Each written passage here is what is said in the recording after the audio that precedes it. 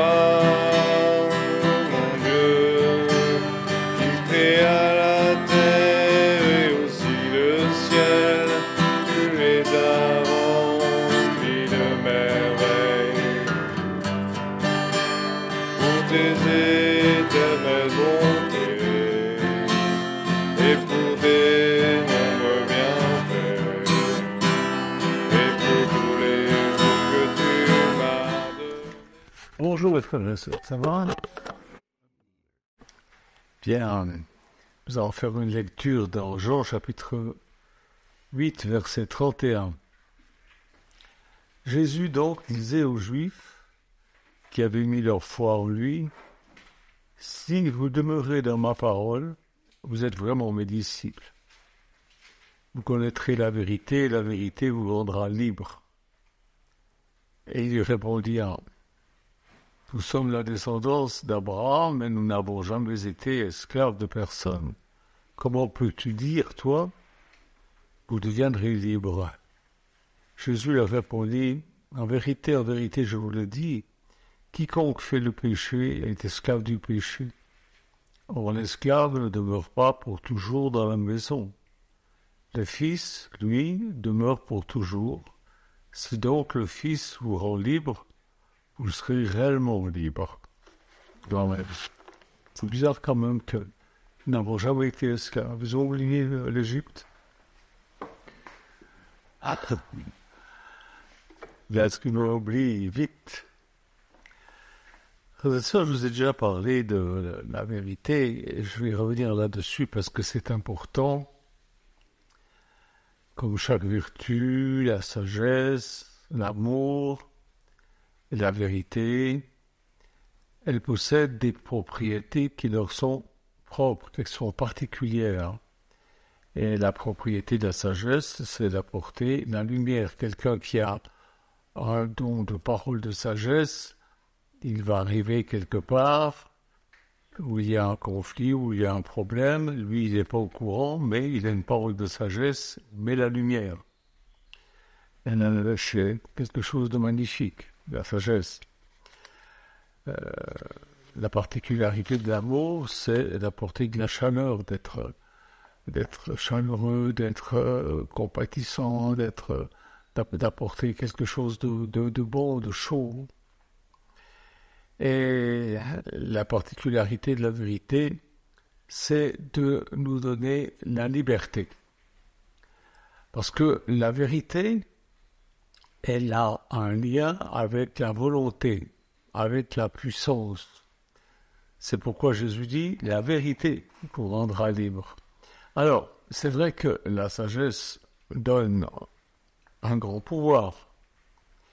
Mais pour se libérer, il faut posséder la vraie force, et la sagesse à elle seule ne possède pas cette force. La sagesse, elle voit clair, mais ça ne suffit pas. L'amour aussi est puissant. Il est comme un alchimiste en quelque sorte qui transforme ce qui est négatif en positif, en beau. Mais la plus grande force, celle que rien ne peut abattre, c'est la vérité. Parce que la vérité, c'est l'union entre la sagesse et l'amour. Je vous rappelle, je vous parlais de la sagesse et de l'amour il n'y a pas longtemps. Et elle appartient au monde de l'esprit. La vérité appartient au monde de l'esprit. Je suis la vérité. Je vous ai déjà parlé de la vérité, je ne vais pas revenir sur cet enseignement, vous pouvez le trouver sur notre site révélationbible.fr. Vous allez dans l'onglet Messages, vous choisissez l'année 2023 et vous cherchez les titres, c'est la prédication du 7 mai. Et ce que je viens de vous dire aujourd'hui, c'est un peu la suite de cette prédication du 7 mai. La vérité a différents degrés de manifestation. Donc, notre liberté dépend du niveau auquel nous nous trouvons par rapport à elle. Comme je disais, la vérité pour un albinos, ces arbres que je vois verts, il les voit rouges peut-être. Et pour lui, c'est la vérité. Pour comprendre la liberté, on doit associer la notion de hiérarchie. C'est là que la hiérarchie intervient. Et vous allez comprendre. Je pose une question. Quelle liberté peuvent avoir des créatures qui se trouvent à des niveaux inférieurs, comme les cailloux par exemple, comme vous avez les plantes, vous avez les animaux, et même parmi les êtres humains, beaucoup ne sont pas libres. Ils sont poussés, ils sont influencés par d'autres. Certaines personnes sont sous influence d'autres personnes. Ces influences peuvent être plus ou moins bonnes. D'autres sont sous l'influence d'entités spirituelles comme des mauvais esprits, les esprits de mort. Pourquoi ça? Parce qu'ils sont ils sont à un niveau eux-mêmes très bas. Ils sont prisonniers de leurs désirs, de leurs passions, de leurs convoitises. Et en fait, c'est pas eux qui décident, ils se laissent conduire, ils se laissent diriger. Vous voyez? Ils appellent ça la liberté des mœurs. En ce moment, je vous parle des arbres parce que devant moi, j'ai une grande baie vitrée et je vois des arbres et je suis content de voir de nouveau les feuilles sur les arbres, comme ça on ne voit pas la colline en face. C'est pas qu'elle n'est pas belle, mais j'aime mieux pas la voir. C'est bizarre, hein, j'aime mieux...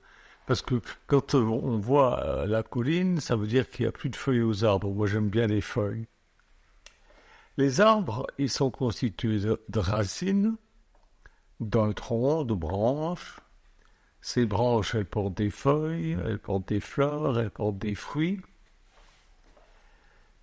Les racines sont enfouies dans le sol. Elles sont dans une profonde obscurité. Et là, elles absorbent les éléments contenus dans la terre. Elles sont très utiles. Elles fabriquent la sève qui va monter dans le tronc. Mais tout ça, la sève même, elle est loin de la lumière, elle est loin de l'air. Comme les racines, des racines, elles accomplissent un travail difficile et ingrat, on ne les voit pas. Ils ne connaissent que des obstacles, il faut aller chercher la nourriture dans la terre. C'est un travail difficile, c'est un travail ingrat. Elles ne connaissent que des obstacles, des contraintes, des limitations. Le tronc, lui, il s'élance vers le ciel. Alors, il est traversé par des courants de la vie intense, il y a le vent, il y a la pluie, il y a toutes sortes de choses. À force que le tronc s'élève, il se renforce. Il s'enrichit de nouvelles branches qui se balancent librement au vent, à la lumière. Et ces branches nous présentent des feuilles, des fleurs, pour certains des fruits, alors que les racines absorbent les éléments de la terre, les feuilles absorbent la sève et la lumière du soleil, et la pluie et la lumière transforment la sève brute en sève élaborée.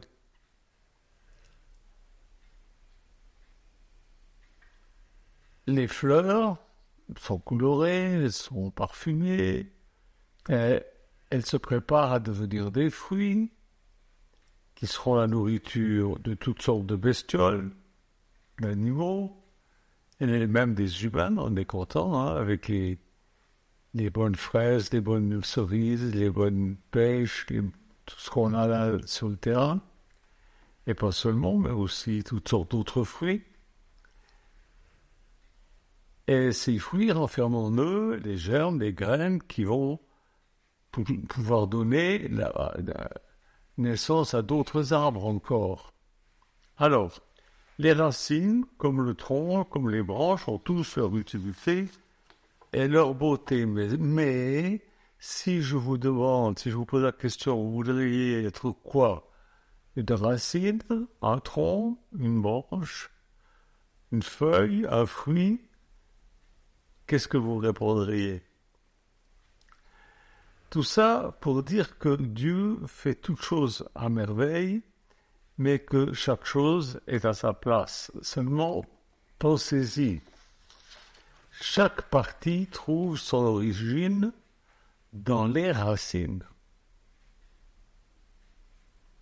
C'est pourquoi il dit, par exemple, les membres les plus humbles, on les entoure, n'est-ce pas, de soins plus que le reste. Et pour les racines, si importante, une partie de la vérité est pourtant cachée. On ne voit pas le soleil. Le tronc, lui, il est plus éclairé. Mais là encore, la lumière que reçoit le tronc n'est pas suffisante pour que toute la vérité lui soit révélée. Par exemple, un tronc, il est limité dans ses mouvements. Là, je vois les feuilles qui bougent, les branches qui bougent, ou les troncs ne bougent pas. La vérité, elle est manifestée surtout dans le fruit. C'est pourquoi Jésus dit, on reconnaît l'arbre à son fruit. Le fruit, ce qu'il produit. Alors, il y a des humains racines qui trouvent leur raison d'être dans le plan physique, boire, manger, dormir, copuler, métro, boulot, dodo. Ces possibilités leur donnent une certaine satisfaction, c'est certain, c'est vrai, mais ils sont quand même dans l'obscurité, je parle du point de vue spirituel.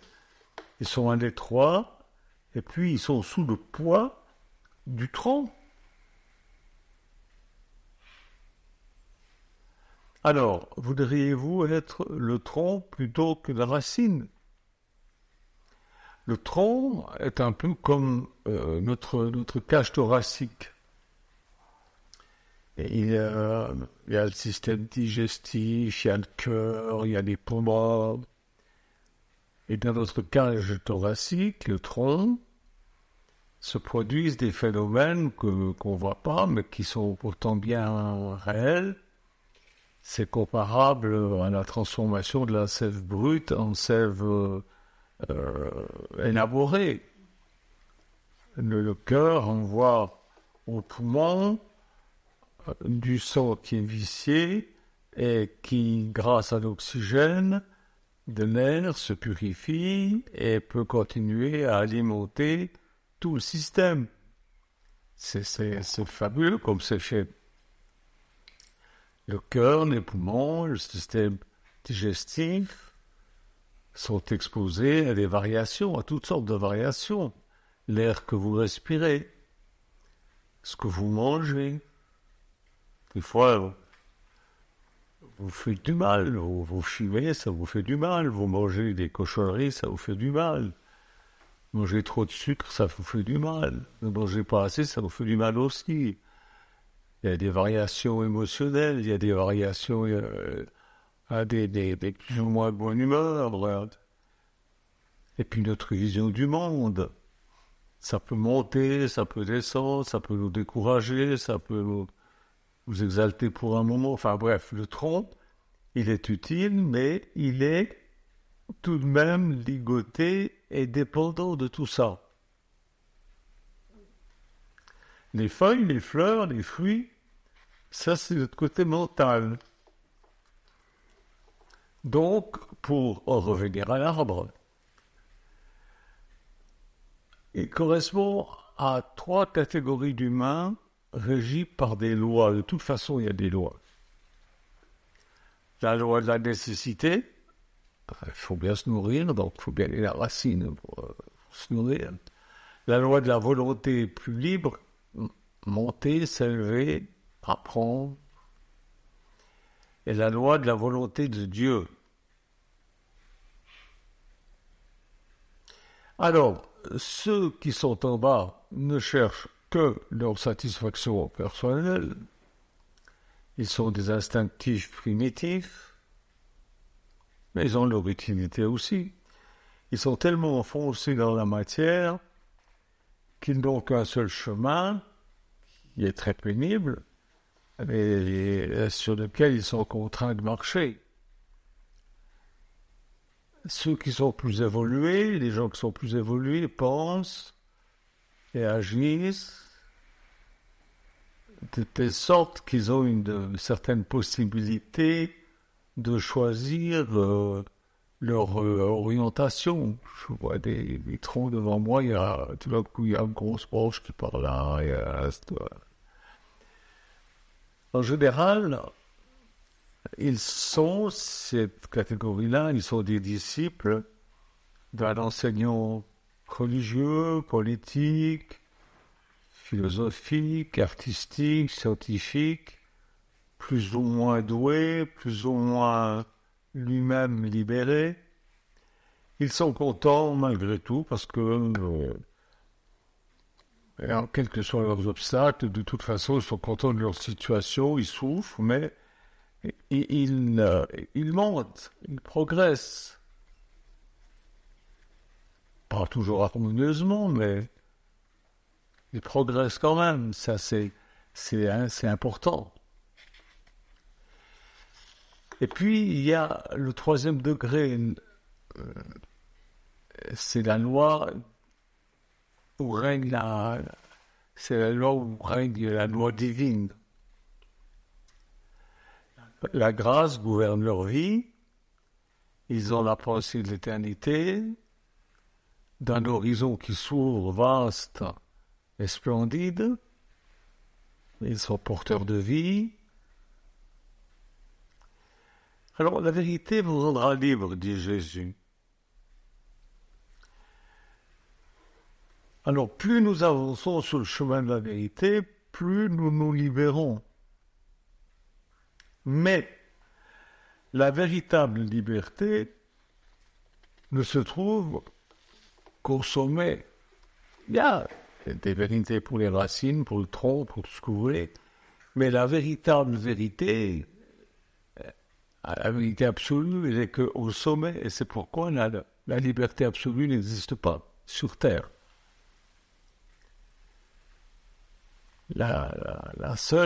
Le seul qui est libre, vraiment, c'est Dieu. C'est Dieu, c'est le Créateur. Nous, les créatures, on n'est pas complètement, totalement libres, on peut être plus ou moins libres. Les autres créatures ne sont pas totalement libres, même les anges, même le diable n'est pas libre de faire ce qu'il veut. Même les archanges, les chérubins, les séraphins ne sont pas libres de faire ce qu'ils veulent. Ils sont plongés dans le Seigneur et ils sont, et nous sommes, nous aussi, des instruments de la volonté de Dieu. Même des fois, à l'insu de notre propre volonté. Il nous arrive des choses, on dit, mais pourquoi? Puis c'est après qu'on se rend compte, mais c'était Dieu qui dirigeait. Un disciple de Jésus, il est libre de la liberté de Jésus. Plus il est dans la connaissance de Jésus, plus il est libre. Mais pas libre de faire et d'être ce qu'il veut. Il ne peut pas être libre du Seigneur. Il doit toujours être soumis. Donc la liberté et la soumission, ben oui, ce n'est que lorsqu'on est soumis à la volonté de Jésus que nous sommes libérés, pas autrement. Pas autrement. On va me dire, oui, mais il est très contraignant. Oui, mais tout ça, c'est par amour et avec beaucoup de sagesse. Donc, qu'est-ce qu'on a à craindre? C'est pas un tyran. Alors, tous les êtres créés sont dépendants du Créateur, c'est-à-dire du sommet, et toute créature n'est libre qu'en fonction du niveau où il se situe dans l'immense hiérarchie des êtres. C'est donc au niveau le plus élevé, dans le plan divin, que le mot liberté prend tout son sens. Mais il y en a qui ne savent pas ça. Ils pensent que, par exemple, les Racines pensent qu'il n'y a que ça. C'est comme c'est Raphaël qui disait ça. Il disait, le poussin dans l'œuf, vous avez beau lui dire, mais sors de là, il y a autre chose qu'à l'intérieur de ton œuf. Il vous dira, ouais, je crois que ce que je vois, tu me racontes des bobards, il n'y a rien en dehors de là où je suis. Et puis l'autre, la voix de l'extérieur lui dit, mais donne un coup de bec à cette coquille là, tu verras. Et un jour il le fait, et puis il voit tout, il voit les fleurs, il est émerveillé. Mais là, c'est pas. Il faut dépasser notre niveau, pas se résigner à dire bon, il n'y a que ça, c'est pas. Je peux pas avoir plus. Si on peut, il faut le vouloir et il faut y travailler. Donc c'est au niveau le plus élevé dans le plan divin que la liberté prend son sens le plus élevé. Quand on accomplit la volonté de Dieu, et comme je dis quand on accomplit la volonté de Dieu, c'est quand on fait ce qui est écrit. Quand on fait ce qui est écrit, Dieu nous conduit et même à notre insu, il prépare toutes choses pour notre bien, il tourne même nos ennemis en notre faveur, c'est-à-dire qu'ils font tellement de bêtises que ça nous est utile. Mais voilà, c'est quand on fait la volonté de Dieu écrite, déjà au moins ça, faire la volonté de Dieu écrite. Et c'est lorsque nous faisons la volonté de Dieu, que Dieu se manifeste en nous, c'est-à-dire il montre son fruit, parce que c'est son fruit, tout lui appartient. Et c'est parce qu'il est libre, parce que Dieu est libre, que nous sommes libres. Quand on fait sa volonté. Vous voyez, c'est sa présence en nous qui nous rend libres. Mais il y a des degrés, comme je vous ai dit. L'autre jour, je vous disais, même Jésus était limité. Quand il était bébé, l'Esprit de Dieu, il était déjà parfaitement homme, mais bébé, et parfaitement Dieu. Et en tant que Dieu, il n'était pas bébé, c'était l'Esprit de Dieu qui était en lui, mais il était limité. Un peu comme une racine, si vous voulez. Mais il n'est pas resté bébé toute sa vie. Les gens qui disent « Ah, le petit Jésus », mais quel petit Jésus? Il est resté petit pendant quelques mois, puis après il a grandi, il n'est pas resté petit. Hein? Le petit Jésus. Nous sommes libres de sa liberté. Plus nous nous approchons de lui, plus nous sommes libres. C'est ça qu'il veut nous dire. Si on écoute sa parole, alors nous sommes ses disciples, c'est-à-dire que si nous écoutons sa parole, nous nous approchons de lui, nous sommes près de lui, et nous sommes au bénéfice de sa grâce, sa bénédiction, du fait que le Saint-Esprit nous accompagne et nous dirige. Dieu agit en nous, et c'est de son action libre que nous vivons heureux. Alors, il y a une part qui nous échappe. Il faut le temps. Dieu a créé les choses de cette manière-là. Mais c'est très bien, c'est très bien. Moi, je suis content de ne pas être jeune. Je suis content d'être vieux. Mais les jeunes sont contents d'être jeunes, c'est normal. Mais il y a des avantages à être vieux. Peu de gens le croient quand je dis ça, mais c'est vrai.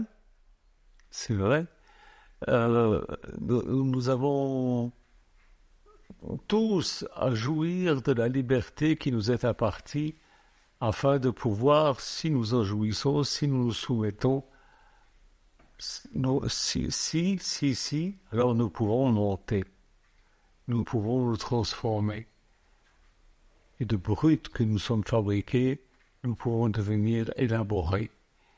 Et tout ça pour la gloire de Dieu et aussi pour notre bien-être au passage, parce que Dieu nous fait profiter de sa liberté et des conséquences. Que Dieu vous bénisse, que Dieu vous garde dans sa paix et vous aide à comprendre ce que je vais essayer de vous dire, peut-être un peu maladroitement, je ne sais pas, moi je me comprends, hein. Je ne sais pas si vous comprenez. Si vous n'avez pas bien compris, Camélia disait... Tout n'est pas d'avoir compris, mais de laisser croire. Il ne faut pas laisser croire qu'on a compris, il faut vraiment comprendre. Hein. Alors, réécoutez le message et puis identifiez-vous à la parole de Dieu et vous grandirez. On ne peut pas reprocher à un nouveau-né spirituellement de ne pas être comme quelqu'un qui a déjà 20, 30 ans d'expérience avec le Seigneur. Bien que vous avez des gens qui ont 20 ans ou 30 ans de conversion qui se comportent d'une façon débile, ils sont toujours des bébés, ils sont restés des bébés, des vieux bébés, et ça c'est horrible, quelle horreur, des vieux bébés. Non, il faut absolument, quand vous connaîtrez la vérité vous affranchira. Il faut chercher à la connaître, il faut chercher à se rapprocher de Jésus tout le temps. Que Dieu vous bénisse. Au revoir. Toi,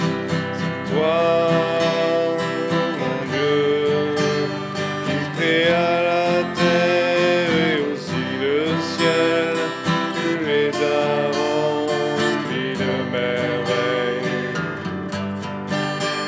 Pour tes éternelles bontés et pour tes nombreux bienfaits et pour tous les jours que tu m'as donnés, je te dis merci, toujours et même dans l'éternité, je te dirai merci.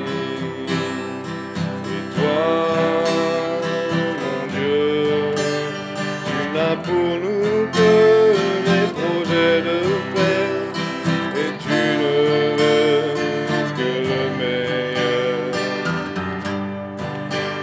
Pour tes éternelles bontés et pour tes nombreux bienfaits et pour tous les jours que tu m'as donnés, je te dis merci, toujours et même dans l'éternité, je te dirai merci, toujours et même dans l'éternité, je te dirai